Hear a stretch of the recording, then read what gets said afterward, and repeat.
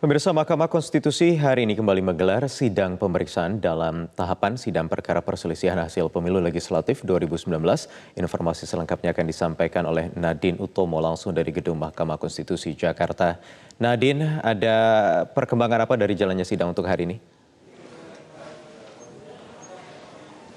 Ya Wahyu, hari ini Mahkamah Konstitusi menggelar persidangan untuk 9 provinsi dengan agenda mendengarkan jawaban dari termohon. Termohon ini adalah Komisi Pemilihan Umum Republik Indonesia atau KPU. Selain dari jawaban dari termohon, juga mendengarkan jawaban dari pihak terkait.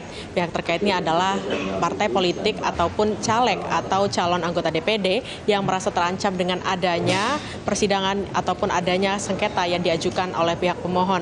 Yang ketiga adalah mendengarkan keterangan dari Badan Pengawas Pemilu ataupun Bawaslu. Sementara itu, 9 provinsi yang disidangkan hari ini, dan ini dibagi menjadi 3 panel, satu di lantai 2 dan 2 panel berada di lantai 4. Dari 9 provinsi ada dari Nusa Tenggara Timur atau NTT, DKI Jakarta nanti akan digelar pada siang hari, Lampung, Banten, Sulawesi Selatan, Maluku, Sulawesi Utara, Sulawesi Tengah, serta Maluku Utara.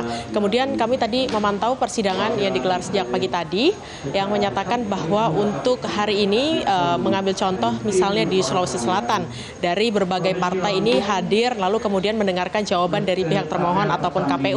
Dari pihak KPU melalui kuasa hukumnya ini menyatakan bahwa menolak seluruh tuntutan ataupun seluruh gugatan yang dimohonkan oleh pihak pemohon. Ini adalah partai politik. Tadi contohnya ada dari PDIP. Kemudian dari PDIP ini menyatakan bahwa di Sulawesi Selatan, terutama di 3 kabupaten, salah satunya Jeneponto, ini menyatakan bahwa ada penggelembungan untuk partai PAN, lalu kemudian sehingga menyebabkan ada pengurangan untuk partainya sendiri atau partai PDIP.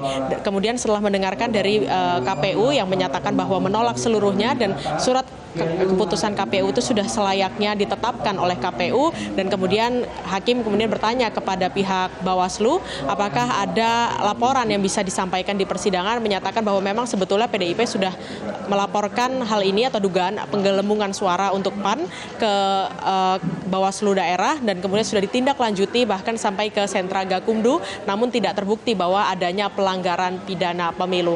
Kemudian kita lihat secara garis besar bahwa sejauh ini bagaimana persidangan untuk sengketa pemilu legislatif 2019 bisa dilihat di grafis yang ada di sebelah saya, melihat bahwa total itu ada 260 perkara ini diajukan oleh 20 partai politik peserta pemilu. Perlu diketahui ada 16 partai politik nasional dan juga 4 partai lokal Aceh.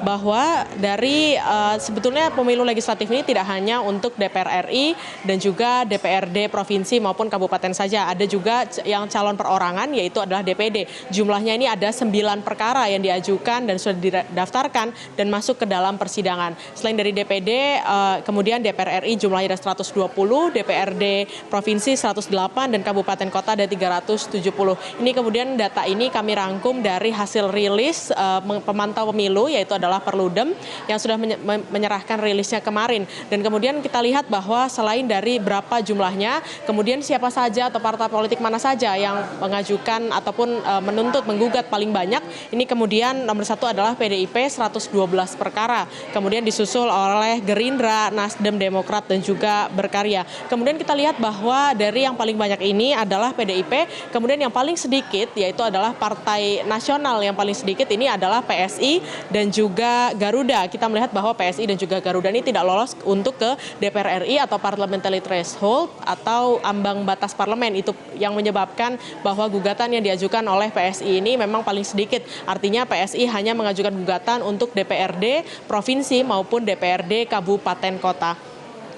Kemudian kita lihat juga sebetulnya apa saja penyebab ataupun gugatan-gugatan yang ada dalam Mahkamah Konstitusi ini yang sedang dipersidangkan sekarang. Kita lihat bahwa setidaknya ada 3 alasan, yaitu yang pertama adalah sengketa antar partai, seperti salah satunya yang tadi saya sebutkan bahwa di Sulawesi Selatan kemudian dari partai PDIP ini merasa bahwa ada penggelembungan suara di Partai PAN untuk beberapa kabupaten, namun kemudian dari KPU dan juga Bawaslu sudah memberikan jawabannya. Itu merupakan salah satu contoh bahwa ada sengketa antar partai berjumlah 243. Kemudian ada juga gugatan berdasarkan kesalahan dari penyelenggara pemilu, baik itu KPU, provinsi, KPU RI, kabupaten kota, bahkan hingga petugas yang paling kecil atau paling rendah jajarannya yaitu adalah di TPS ataupun petugas KPPS. Itu jumlahnya 260, ini merupakan perkara yang digugat paling banyak oleh pihak pemohon. Kita lihat juga ada sengketa internal 94, ini kemudian yang menjadi menarik dalam alur persidangan di MK karena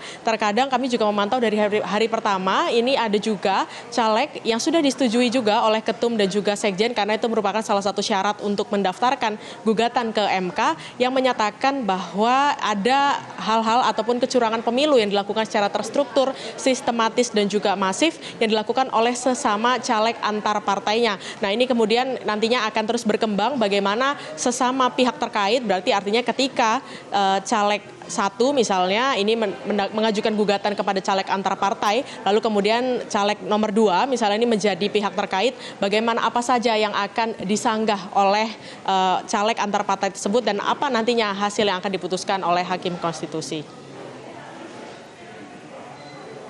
Nantinya setelah ini, setelah persidangan yaitu mendengarkan jawaban dari KPU, pihak terkait dan juga Bawaslu akan dilangsungkan yaitu pemeriksaan saksi dan juga penyandingan alat bukti dan akan dilanjutkan dalam rapat pemusyawaratan hakim, artinya 9 orang hakim nantinya akan bermusyawarah mana yang akan mengabulkan seluruhnya, mengabulkan sebagian atau menolak seluruh tuntutan yang akan diajukan oleh pemohon dan akhirnya kita akan menyelesaikan persidangan di MK pada 6 hingga 9 Agustus 2019 karena itu adalah pembacaan putusan dari Hakim Konstitusi.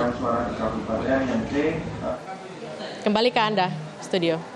Ya, baik, Nadine Utomo melaporkan langsung dari Gedung Mahkamah Konstitusi Jakarta. Pemirsa, demikian headline news, kita ikuti kembali Metro Siang selengkapnya.